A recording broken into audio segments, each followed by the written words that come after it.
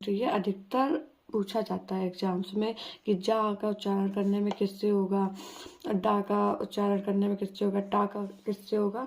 तो ये आपको ध्यान भी रहेगा और ऐसे याद करेंगे तो बिल्कुल याद हो जाएगा। ठीक है, इसके बाद आएगा, इसके बाद 4 अंत्यस्थ व्यंजन होते हैं जिसमें अंदर से आवाज आती है। ठीक है, या अंदर से पूरी आ रही है आवाज, या रा ला वा, ये 4 अंत्यस्थ व्यंजन है।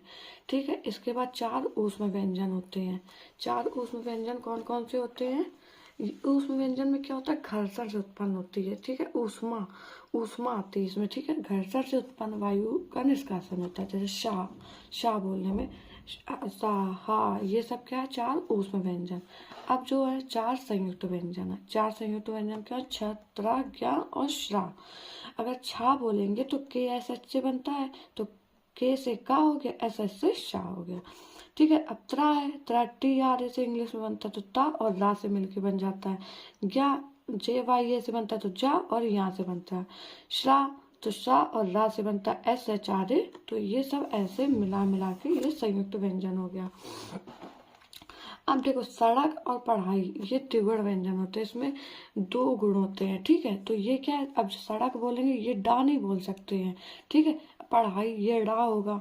ठीक है, तो ये क्या है, ये त्रिगुण व्यंजन है। अब इसके बाद आता है अघोष व्यंजन, जिसमें उच्चारण में उच्चारण कंपित ना हो। ठीक है, अघोष, अब देखो ये अघोष होते हैं। ये जो स्टार्टिंग के 2 होते हैं ये अघोष होते हैं और इनके उच्चारण में क्या कंपित होता है। ठीक है, अब गा, गा, घा। ठीक है, तो ये क्या है, घोष, उच्चारण में उच्चारण कंपित होता है। ये अघोष है और ये घोष है। ये पीछे के जो 3 होते हैं ये घोष होते हैं और आगे के जो होते हैं वो घोष होते हैं। ठीक है, अब इसके बाद आया अल्पप्राण और महाप्राण। अल्पप्राण में क्या होता है, बोलने में कम वायु निकलती है। ठीक है, जैसे इनको बोलेंगे तो कम वायु निकलेगी, जैसे का बोलेंगे, गा बोलेंगे तो इसमें कम वायु निकलती है। ठीक है, और महाप्राण में बोलने में ज्यादा वायु निकलती है, खा और खा के बाद घा।